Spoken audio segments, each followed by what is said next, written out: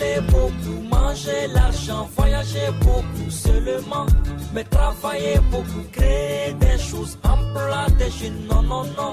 Les dirigeants africains, les dirigeants sont comme ça. Les grandes gueules. Merci de nous rejoindre dans cette émission Les GG sur Radio Espace, mais aussi sur Espace TV. Tous les matins, nous vous donnons rendez-vous, mesdames et messieurs, plusieurs mois, sauf à vous évidemment, pour interagir sur nos sujets. Soit vous partez sur Twitter, ce que je vous recommande fortement d'ailleurs. Voilà, hashtag Espace GG. Sinon, l'autre numéro de téléphone qui s'affiche juste en bas de l'écran, avec plaisir. Un peu plus tard, sous les coups de 10h, nous allons faire lecture de quelques messages. Si vous le voulez bien, mesdames et messieurs, encore une fois, merci de nous rejoindre avec toute l'équipe ce matin. Nous vous souhaitons une très, très, très bonne année 2021. Merci à vous tous à l'international. Vous nous écoutez à Bokeh sur 99.7. Merci à vous qui nous rejoignez du côté de Cancan. Là, vous nous écoutez évidemment sur 99 en modulation de fréquence. Si vous êtes du côté de l'Abbé, 99.7 en modulation de fréquence évidemment. Merci à ceux qui nous rejoignent également du côté de Mamou sur Fraternité FM. Là, vous nous écoutez sur 95 en modulation de fréquence, mesdames et messieurs. Encore une fois, merci de rejoindre cette équipe, les GG, avec vous. Bonjour. Jacques Léoalino. Bonjour Lamine et bonjour à tous. Un peu perdu ce matin. Bienvenue Jacques, comment ça va ce matin? Bonjour Lamine et bonjour à tous. Je pense que la voix passe. La voix, évidemment, ça passe. Voilà. Tu t'entends, c'est bien. Voilà.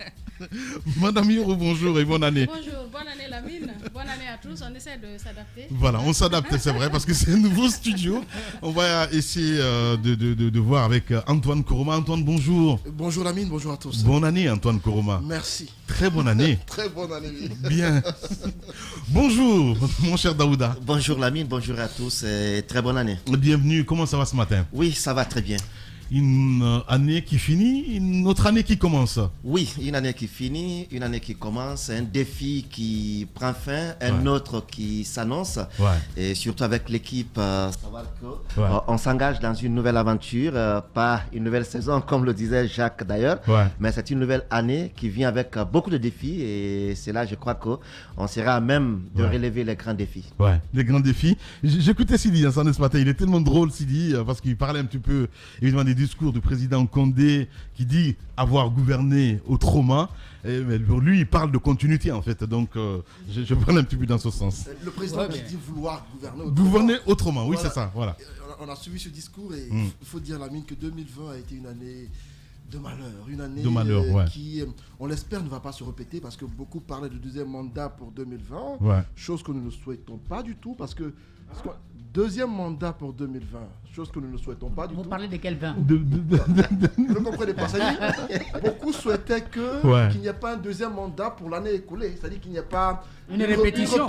Ok, une répétition, d'accord. 2020 en 2021. Okay. Au regard des malheurs qu'on a subis, beaucoup de personnalités politiques nous ont quittés, beaucoup de noms, de grands noms de la musique africaine et même mondiale sont partis, et même sportives. On ne s'imaginait pas que les gens pouvaient mourir aussi facilement. Et donc cette année 2020 qui s'est écoulée, on ne souhaite pas qu'elle se répète en 2021. On espère que la nouvelle année sera une année tout autre, que les choses se feront autrement comme l'a prédit le président. Si gouverner autrement signifie qu'il faut mettre fin à la corruption, mettre fin à toutes les pratiques dénoncées, on espère que la vie sera autre en Guinée désormais, que les femmes iront autrement au marché, que nous les journalistes allons parler autrement désormais, et que dans la circulation, dans les comportements, les gens agiront autrement désormais, on espère que les cœurs seront touchés. Allez-y. Oui, quand même, on a terminé une année 2020 difficile, comme on le dit, comme on se force à le dire depuis janvier, parce que depuis décembre 2019, on a commencé à avoir un peu les signaux de ces difficultés-là, notamment avec le coronavirus qui était apparu un peu plus tôt en Chine.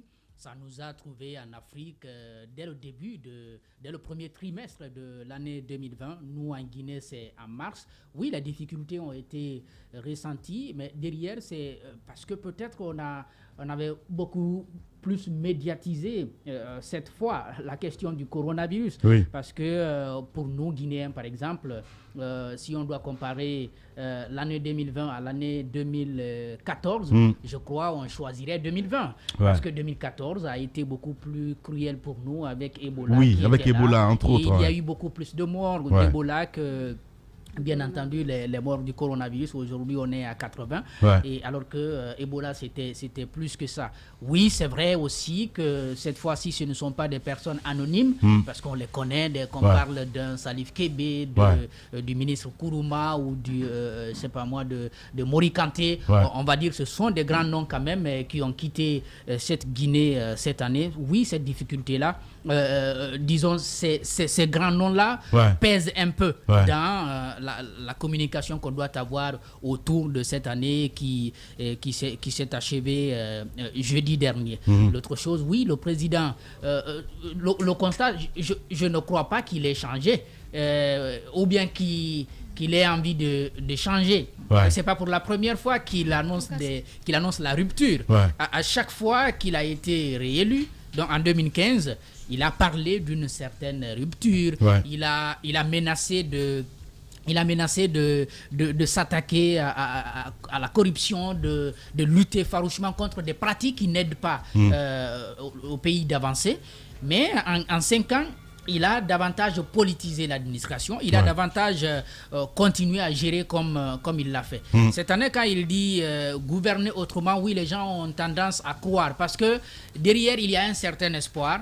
On est en train de se dire, bon, d'ici de 2021 à 2026, c'est beaucoup d'années quand même pour lui et il n'est pas certain qu'après, il puisse solliciter un autre mandat. Donc, les gens ont l'espoir qu'il va oublier un peu la politique, qu'il va oublier un peu la gouvernance politisée pour aller vers une gouvernance d'objectifs, une gouvernance qui va chercher à développer véritablement le pays. Mais on se trompe encore parce qu'il ne peut pas se débarrasser comme ça et de ceux qui l'ont accompagné jusqu'ici. Parce que ce sont des grands risques quand même politiquement que ces hommes-là ont pris, ces hommes et ces femmes qui ont choisi d'abord de doter la Guinée d'une constitution qui n'était pas voulue par une partie de la population guinéenne.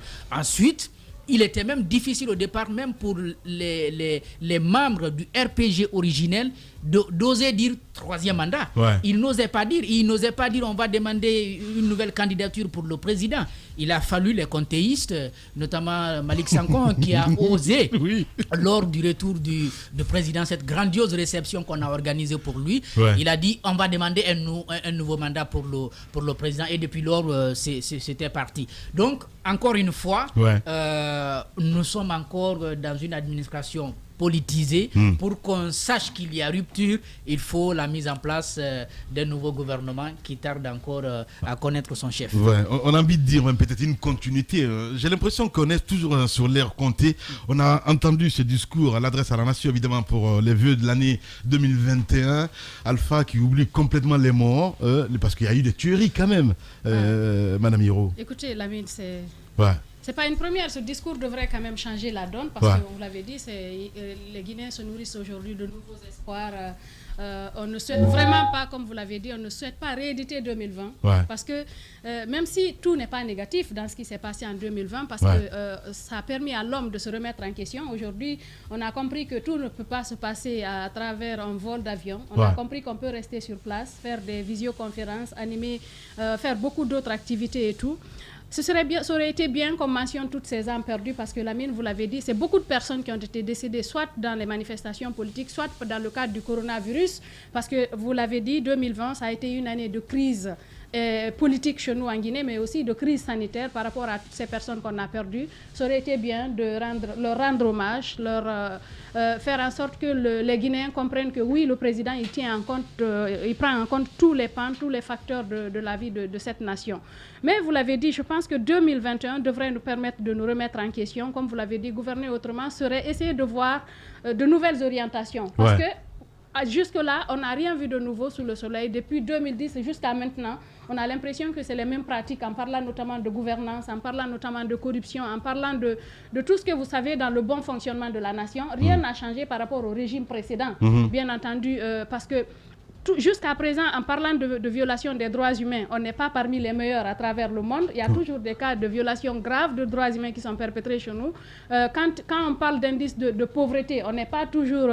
jusqu'à présent, la donne n'a pas beaucoup changé. Quand on parle d'emploi Bien entendu, on se bat du mieux qu'on peut pour faire des formations, pour encourager les jeunes à aller vers l'entrepreneuriat. Mais qu'est-ce qui est fait pour les renforcer effectivement, pour les pousser à rester ici dans ce pays pour pouvoir faire ce qu'ils peuvent, ne pas être tentés par la Méditerranée? Il y a toujours ce travail-là à faire, un gros travail d'encouragement, un gros travail de soutien, un gros travail de renforcement de capacité. Je pense qu'il faut mettre l'accent sur tout ça. Et il y a un facteur très important qui a été également occulté, la réconciliation nationale. Je pense qu'il faut mettre l'accent sur ça. Personne ne peut omettre ce qui s'est passé dans ce pays-là. En fait, quand on parle, les gens disent oui, il faut partir du départ. Je pense que dès le début en 2010, on aurait pu mettre un accent sur ça. C'est une chose tellement banale. Il suffit d'une adresse à la nation, suivie d'actes concrets sur le terrain, parce que nous savons ce qui se passe généralement sur le terrain. Regardez aujourd'hui, par rapport aux dernières violences qui ont été perpétrées du côté de Macenta. En fait, on a l'impression qu'il y a un État qui est carrément absent, qui laisse faire les choses sur le terrain parce qu'il suffit d'une petite étincelle, les choses s'embrasent et on va jusqu'à mettre des gens, des êtres humains, des Guinéens dans des fosses communes dans le cadre d'un affrontement de ce genre. Je pense que ça relève un peu du manque de responsabilité de nos autorités dans le cadre du suivi. Parce qu'il suffit que la chose se déclenche, l'autorité de l'État devrait automatiquement se dérouler, aller sur le terrain, mettre en garde les personnes qui sont à la base, parce que le plus souvent, vous le savez, dans ce pays, il y a des gens qui sont là, qui se servent des gens, qui utilisent les gens qui sont sur le terrain, les citoyens, les paisibles citoyens, comme des marionnettes. On se sert de ces gens-là pour arriver à leur fin. Et c'est des choses qu'on ne souhaite pas. Il faudrait que l'État soit plus regardant, quand je dis plus regardant, sur les choses qui ne tournent pas mal, pas uniquement dans le cadre de la répression. Quand on voit ce genre de pratique, il faudrait que l'État soit là pour dire aux gens stop, vous ne pouvez pas faire ceci, vous ne pouvez pas faire cela. Mais en même temps, il y a la justice. Là, il y a la justice qui devrait se réveiller, parce que quand vous parlez d'un État fort, il faut une justice forte, une justice pour tout le monde, une justice pour tous les citoyens. Ouais, c'est bien dit. Allez-y, Daouda Mohamed. Je crois que la question, quand on parle de gouverner autrement aujourd'hui, et il y a beaucoup de questions qui se posent, beaucoup d'interrogations. Qu'est-ce qu'on entend par gouverner autrement? Et je le disais la dernière fois, on essaie aujourd'hui de trouver du contenu à ce slogan de gouverner autrement.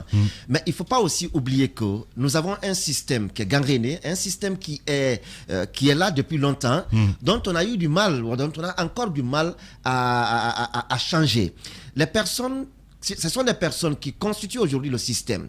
Quand Jacques le disait tantôt, les comtéistes qui sont venus avec cet esprit de troisième mandat, qui ont osé affronter les obstacles. Et aujourd'hui, on a l'impression que c'est toujours le même Roland qui vient, qui est toujours là. Et quand on prend les gens, ceux qui se sont battus, on a écouté Sidia Touré qui dit que ça nous rappelle ce qui s'est passé en 2001. Ça veut dire qu'il n'est pas aujourd'hui mauvais qu'Alpha Condé soit dans cette dynamique. C'est ce que j'ai lu entre les lignes en parcourant cette déclaration. On l'aura à 10 heures, peut-être il va y avoir beaucoup d'explications sur cela. Et le système, c'est vraiment ambigu. C'est ambigu. Le système, il est là. On n'arrive pas encore à s'en débarrasser. Et plus on avance, on a de nouveaux adeptes au système. Regardez un peu aujourd'hui, ceux qui viennent en politique, ils viennent avec de bonnes idées, mais dès qu'ils ont une offre du pouvoir, une offre du système, ils se fondent dans le système et le système devient de plus en plus fort, devient de plus en plus endurant face à toutes les critiques qu'on peut porter sur le système. Aujourd'hui, il faut bien que la conscience parte des vrais gens. La conscience doit partir aujourd'hui des vrais gens, qu'on ne se limite pas aux élites. L'élite qu'on a, elle essaie simplement de s'enrichir, elle essaie d'avoir des adeptes et elle réussit bien à se faire des adeptes. Prenez aujourd'hui des jeunes filles et des jeunes garçons qui abandonnent tout, qui prennent des smartphones, qui passent tout leur temps à parler des individus. Lorsque vous posez un acte, pour une seule personne... Je comprends. Aujourd'hui, enfin, il parle des communicants, soi-disant des communicants. Soi-disant communicants. Voilà. Et vous pensez qu'on va avoir cela en nous et qu'on rêve un jour pour pouvoir changer. Est-ce qu'on peut avoir cela en nous et rêver changer en 2021. Tout cela va changer en 2021. C'est un espoir. Ça commence bien. C'est un espoir qu'on fonde. Ça commence bien, Antoine. C'est un espoir. Ça va changer. C'est un espoir qu'on fonde, mais je vois mal encore quelle baguette magique on dispose aujourd'hui pour changer cela. C'est pas facile à changer. On essaie de maintenir cette jeunesse qui doit prendre conscience. On essaie de la maintenir dans une situation de besoin perpétuel. Les grandes gueules. On essaie de la maintenir dans une situation de besoin perpétuel. Son problème n'est pas aujourd'hui comment aller dans une grande université. Son problème n'est pas aujourd'hui comment se faire une bonne entreprise. Son problème n'est pas comment aller développer au village aujourd'hui. C'est toi qui le dis. Tu ne sais pas ce que possède ces communicants. C'est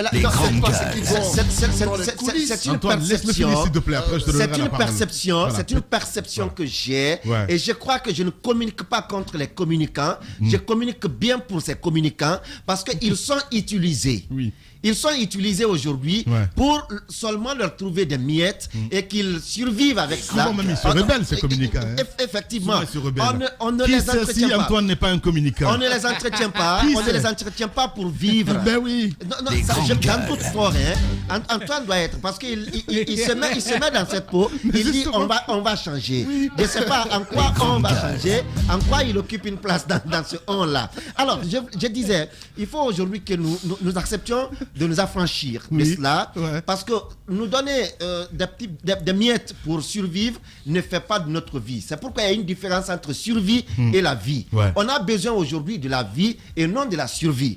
Et ces jeunes, cette jeunesse guinéenne, c'est elle qui doit aujourd'hui donner le ton. Qu'elle dise que c'est pas 1 million qui fera ma vie, mais plutôt lorsqu'il y a, lorsqu'il y a une pratique saine de la politique dans notre pays, de la gouvernance dans notre pays, je peux en profiter et même derrière moi, beaucoup peuvent en profiter. Mais lorsque ça ne peut être que pour ma petite personne, on me trouve une petite voiture, on me trouve un smartphone, on me trouve un petit 10 millions et que ma vie est faite, c'est moi ma vie, peut-être ma survie qui est en train d'être faite, mais il y a beaucoup d'autres qui sont autour de moi qui veulent aussi vivre, qui veulent aussi goûter à ce qu'on nous a dit d'ailleurs, le partage de la prospérité.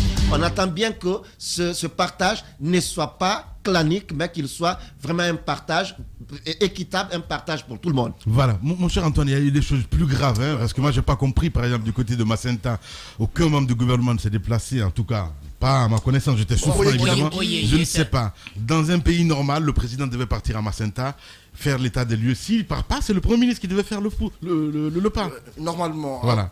Je me dis que il y a eu cette présence remarquée du ministre, du tout-puissant ministre d'État, El Hadj Mohamed Oye Guilavogui, que vous connaissez. Les grandes gueules. Qui a été à Macenta et qui a tenu des propos, qui a tout de même, qui s'est fait entendre, mais qui a aussi, on va le dire, je ne dirais pas qu'il est à la base de ce qui s'est passé, mais qui a joué un rôle dans cette histoire. Parce que l'inauguration de ce siège du patriarche, c'est lui qui est à l'origine, c'est lui qui a construit le bâtiment, et c'est un peu la pomme de discorde, c'est ce bâtiment qui a été à la base de cet affrontement, même s'il y avait des causes profondes, même si les deux communautés se regardaient en chien de défaillance, mais c'est l'élément qui a déclenché les affrontements.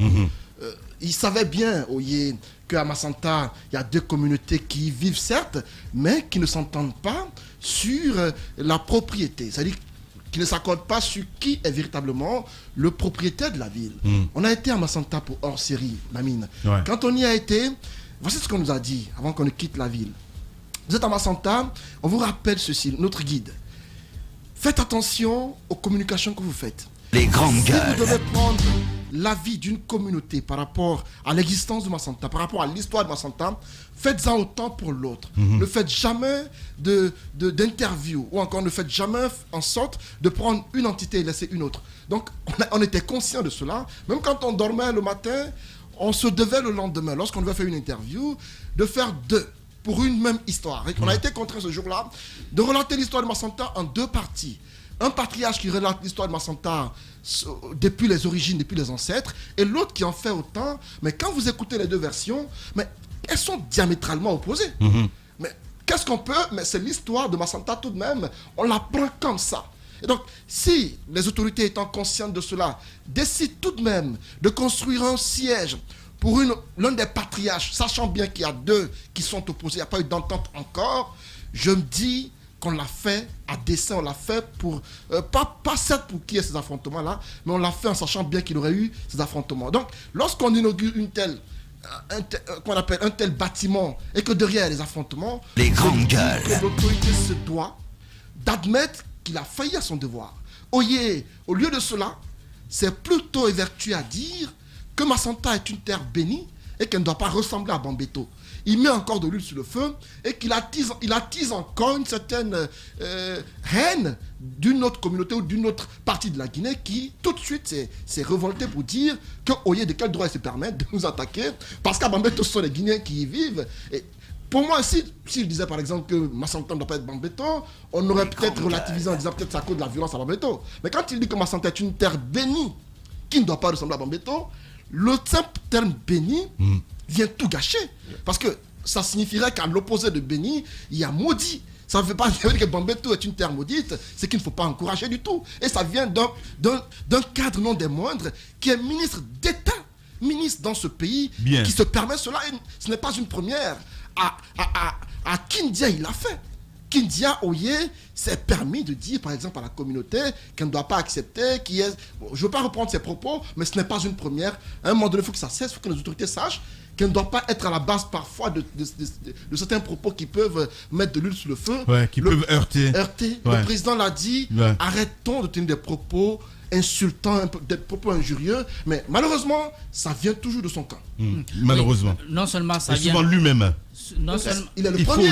C'est le premier. Voilà. Non seulement ça vient de son camp, mais le président, c'est pourquoi je disais quand il dit gouverner autrement et les grandes gueules. Qu'on veuille garder de l'espoir que ça va changer. Voilà un exemple qui dit clairement que ça ne va pas changer.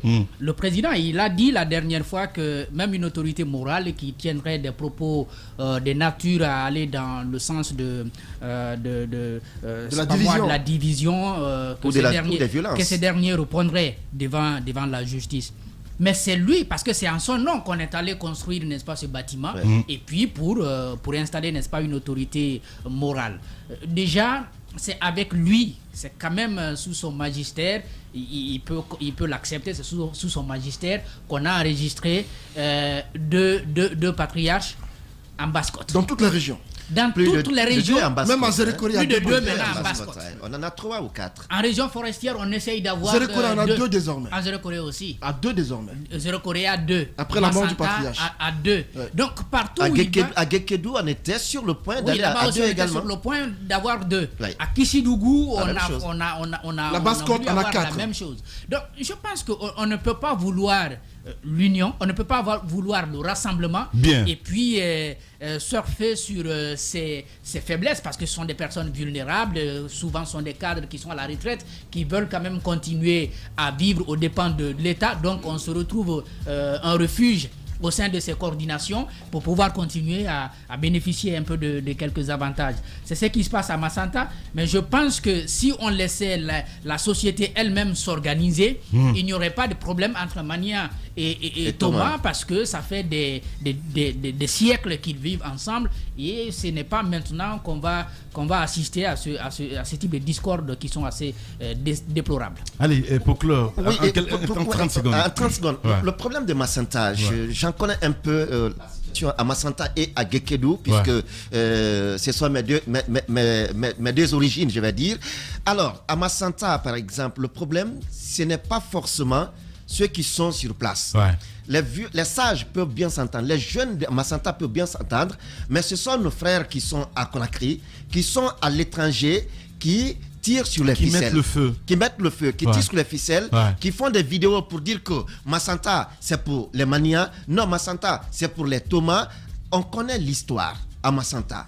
On veut juste embobiner les gens, sinon l'histoire est connue. Il y a eu quand même une partie qui a accueilli une autre. Et cela, on ne peut pas l'occulter. Je suis mania moi. Moi, je suis mania de Massanta.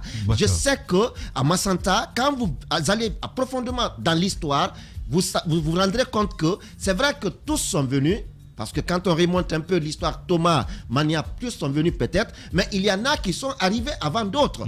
Et cela, il faut que cela soit connu, que cela soit su et cela soit inculqué en la mémoire en l'esprit de la jeunesse. Et aujourd'hui, vouloir avoir à Massanta un patriarche pour les Manias, un patriarche pour les Thomas, ça ne peut qu'aggraver les choses. Bien. Il faut aller au-delà aujourd'hui du fait d'avoir des patriarches de tel ou de tel. Il faut penser à avoir, je vais dire, de la sagesse dans la gestion autrement que d'avoir des individus qui répondent à un nom ici ou à une communauté ici. Ça ne peut pas arranger les choses, mais le problème fondamentalement, ce sont nos frères, ce sont nous qui sommes à Conakry et d'autres qui sont à l'étranger qui attirent le feu à l'intérieur du pays. Bien, vous êtes chez les GG. Clin d'œil évidemment à tous les contéistes qui nous écoutent. Merci à vous tous à l'international, mesdames et messieurs. Les GG sur Radio Espace continuent à réagir. Les contacts s'affichent juste en bas de l'écran si vous le voulez bien. C'est le 00224 657 39 13 13. Avec plaisir, un peu plus tard, sous le coup de 10h, nous allons faire lecture de quelques messages. Oui, à la une, il faut le dire, le dialogue, l'apaisement, le rassemblement, souvent en tout cas, ce sont les mots qui reviennent de plus en plus dans les discours des politiques guinéens. Et nous attendons l'année 2021 avec espoir. Il le dit ce matin, Jacques Lewaleno. Le chef de l'État a promis de se mettre au service de tous les Guinéens. Mais l'opposition politique lui demande un peu plus. Le leader de l'Union des forces républicaines, à la suite donc des présidents du PADES et du Bloc libéral qui ont assisté à la cérémonie d'investiture donc du président Alpha Condé, prône une décrispation totale.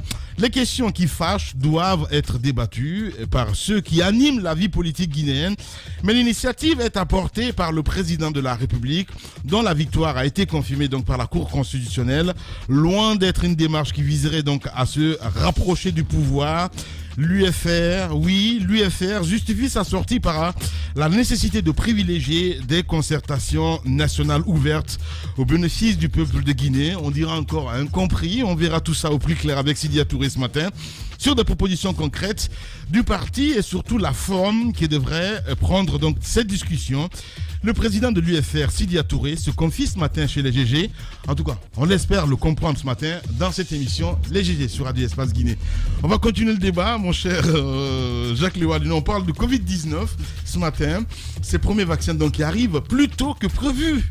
Oui, en décembre, nous avions eu le directeur de l'Agence nationale de la sécurité sanitaire autour de ces vaccins, parce qu'il y a une information qui avait fuité selon laquelle les vaccins devraient arriver et puis les ministres allaient être les premiers concernés par les premiers essais qui devraient commencer. Oui. Maintenant, quand on l'a eu au téléphone, il nous avait laissé comprendre que ça ne pouvait commencer qu'en 2021.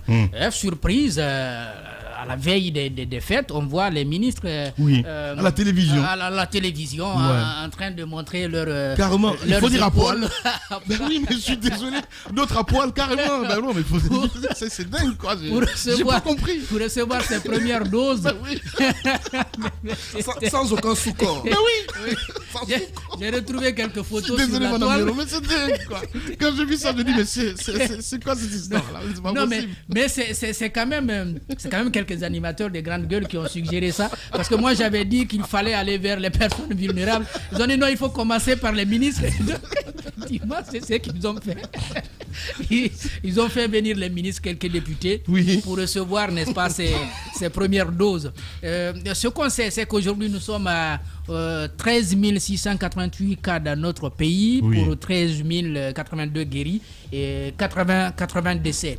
Et la Guinée est donc le premier pays d'Afrique subsaharienne à recevoir, n'est-ce pas, ces premières doses qui viennent, n'est-ce pas, de la Russie. C'est Sputnik V, parce qu'il y a plusieurs types de vaccins. On parle de BioNTech et Pfizer qui sont donnés, n'est-ce pas, qui sont administrés du côté de la France et puis des États-Unis, disons en Europe et puis aux États-Unis. Sauf que, bien entendu, la démarche qui est entreprise est tout à fait différente, même si si en Occident aussi il y a parfois des réticences, les gens ont besoin d'être rassurés, de comprendre que le vaccin ne va pas susciter des réactions dans le corps humain. Donc on essaie de choisir. Donc il n'y a pas d'effet secondaire pour l'instant. Il n'y a pas d'effet secondaire. Je crois que depuis que ça a été administré, nous n'avons pas encore appris du côté de l'ANSS qu'il y a eu des effets secondaires. Parce que Sakoba a dit que même le boss il sera vacciné. J'ai entendu ça. Sakoba, il l'a dit. Oui, mais c'est tout le monde en principe. Oui, enfin il parle du président. Oui. Voilà. Pour l'instant, je crois que c'est 60. Il a dit le patron. C'est 60 volontaires qui ont été désignés, donc qui ont 60 volontaires. Oui. Bon, on dit volontaires, mais du gouvernement. Voilà. Donc, c'est des volontaires contraints. Des volontaires contraints. Donc, ils sont obligés de le faire. Mais je crois qu'ils ne sont pas les seuls à avoir une telle initiative. Même les années derrière nous, contre la grippe, je crois N1, oui, c'est bien ça. Voilà, c'est bien cela. Il a fallu que les ministres du côté de la France se livrent à cet exercice pour que la population soit rassurée, accepte, n'est-ce pas, de recevoir, n'est-ce pas, ce vaccin. C'est ce qui est entamé aujourd'hui. Ce qu'on sait, c'est que le vaccin russe est pour le moment donné en Russie, au Bélarus et en Argentine. Donc le quatrième pays, c'est la Guinée. L'Algérie devrait aussi commencer à l'expérimenter ce mois de janvier. Maintenant, les autres qui sont administrés en Europe, c'est beaucoup de personnes qui utilisent, mais on nous dit encore ici que le gouvernement a lancé encore des commandes du côté de la Chine pour recevoir encore quelques doses.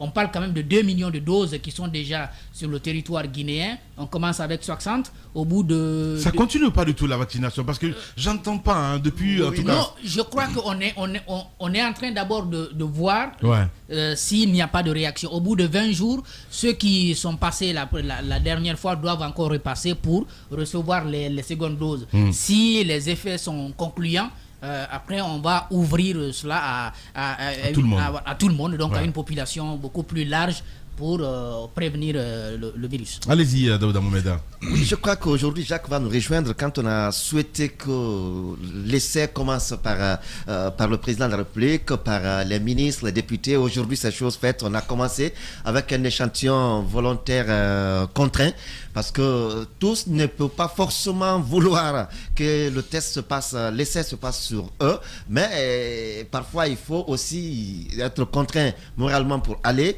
Mais on avait dit avec Sakoba, il avait dit que ça ne peut même pas être dans le premier trimestre de 2021.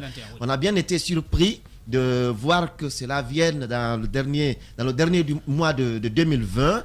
On ne sait pas trop qu'est-ce qui s'est passé, mais on attend bien de savoir aussi comment la suite va être. Parce qu'il y a aujourd'hui des populations qui ne sont pas très rassurées, qui n'ont pas trop confiance en ce qu'on va leur donner comme vaccin. Et est-ce que les 20 jours qui vont suivre pourront permettre, pour les secondes doses, est-ce que ça pourra permettre aux citoyens de savoir que effectivement ce qui est arrivé, c'est la bonne qualité et c'est pour la bonne santé des Guinéens. Mais aussi il y a le personnel soignant. Comme dans les autres pays, par exemple en Europe, on a commencé avec le personnel soignant, mais aussi avec les personnes vulnérables. Mais chez nous, il faut passer par les personnalités d'abord pour que les autres soient rassurés. Maintenant, est-ce qu'après tout, lorsqu'on se retrouve avec des résultats concluants, est-ce qu'après, on ne va pas privilégier encore d'autres pour laisser ceux qui ne sont pas trop, qui sont vulnérables aujourd'hui, qu'on les laisse de côté et qu'on veuille que ça ne soit que dans le cercle des privilégiés? Ça, c'est une question qui peut se poser aujourd'hui en République de Guinée. Il faut aussi que, si on a testé sur les personnalités, les ministres, les députés, le président qui va suivre peut-être, il faut aussi que la vaccination de masse concerne les citoyens à la base. Les plus vulnérables. Les personnes âgées surtout. Les personnes âgées. Qu'on n'ait pas de privilégiés dans cela. Et cela pourrait permettre au moins d'apprécier cette autre gouvernance autrement. Bien. Allez, le temps pour notre réalisateur, on l'appelait Dr Sakoba qui va intervenir dans un instant. Allez-y, Madame Miro. Écoutez, Lamine, je pense qu'on avait parlé de cette campagne de sensibilisation à faire avec Dr Sakoba ici il y a quelques jours, quelques semaines. Il faut le rappeler. Je pense qu'il faut le faire parce que chez nous, la réticence est toujours présente. Mais ailleurs, les grandes personnalités au sommet de l'État ont donné le ton en acceptant de se faire vacciner. Après, avant de passer à ces personnes vulnérables dont Daoud a parlé tout à l'heure, ou à d'autres personnes qui sont plutôt ouvertes d'esprit, parce que vous l'avez remarqué, vous l'avez mentionné, même de l'autre côté, même en Occident, il y a des gens qui sont réticents. Donc ici également, il faut faire de la sensibilisation, il faut expliquer aux gens que c'est pour leur bien qu'on est en train de le faire. Parce que vous vous souvenez de ce vaccin qui a été donné à un moment donné, c'était du mébendazole, je crois, du côté de Koya, de Dubreka justement, où les enfants ont réagi parce que certainement les gens n'étaient pas préparés. Il y a eu des cas de vomissement, des cas de diarrhée et tout. On nous a expliqué qu'il y avait des facteurs qui n'étaient pas pris en compte. Les gens ont eu peur, ils ont pris peur, ils ont pensé que c'était c'était de l'empoisonnement et tout, alors que c'était justement des facteurs peut-être qui n'étaient pas pris en compte, des enfants qui n'avaient peut-être pas pris le petit déjeuner avant de venir, ainsi de suite. Donc il faut sensibiliser les gens, mettre tout en œuvre, notamment faire des campagnes de sensibilisation en langue nationale pour faire comprendre aux gens que c'est justement pour lutter cette épidémie qu'on est en train de le faire. Ça pourrait ouvrir des esprits, ça pourrait permettre à des personnes de le faire. C'est bien déjà que des personnalités, des ministres de la République aient pu passer en première position. Je pense que c'est une façon de donner le ton, de faire comprendre aux gens que c'est tout le monde qui est concerné. Et c'est ça le côté positif un peu du coronavirus, parce que personne n'est épargné. C'est ni personne vulnérable, ni enfant, même si on suppose que les enfants sont beaucoup plus immunisés. Mais tout le monde est concerné. On a vu le cas chez nous en Guinée, des personnalités qui ont perdu la vie, tout comme d'autres personnes vulnérables également qui ont perdu la vie. On a eu des nourrissons même aux États-Unis. Justement, tout le monde est concerné par cette pandémie. Et ce serait bien que ceux qui, par exemple, ont pris le vaccin, ils ont pris la première dose, certainement ils prendront la deuxième. S'il n'y a pas de réaction, qu'ils servent, par exemple, qu'ils soient des personnes de relais pour parler aux gens, sensibiliser, expliquer qu'ils ont pris le vaccin. Parce qu'on a vu des vieilles personnes de l'autre côté prendre le vaccin et tout s'est très bien passé. Les grandes gueules. Des conséquences néfastes derrière. Bien. Allez-y, Antoine. Je ne sais pas ce qui se passe avec le docteur Sakouba parce qu'on n'arrive pas à le joindre, me signale le réalisateur. Allez-y, Antoine. L'hécatombe souhaitée par l'Occident au continent africain n'a pas eu lieu.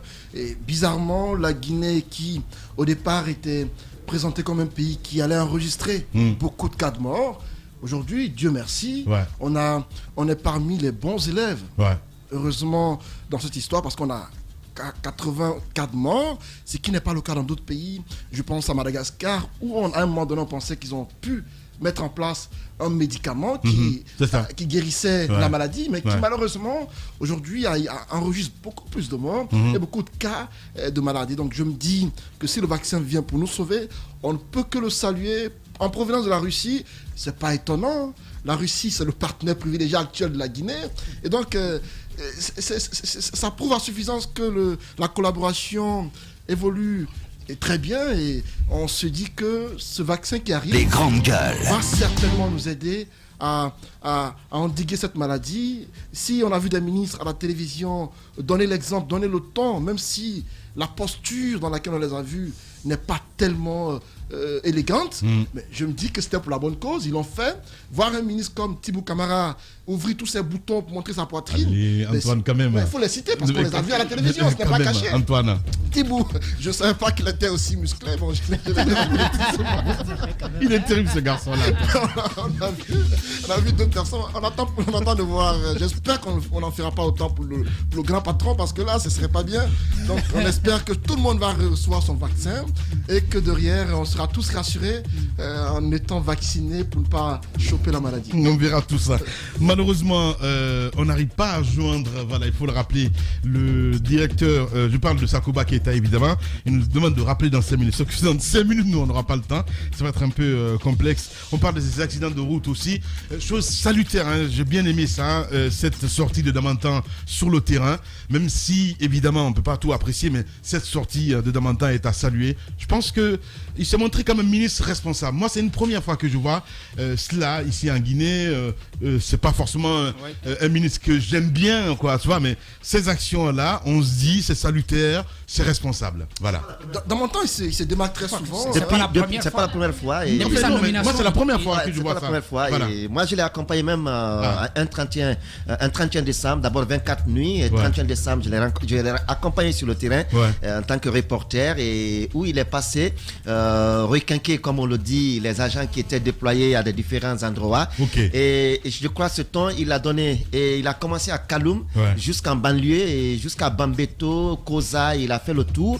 Et cette fois-ci également, il l'a fait et je crois que c'est à saluer.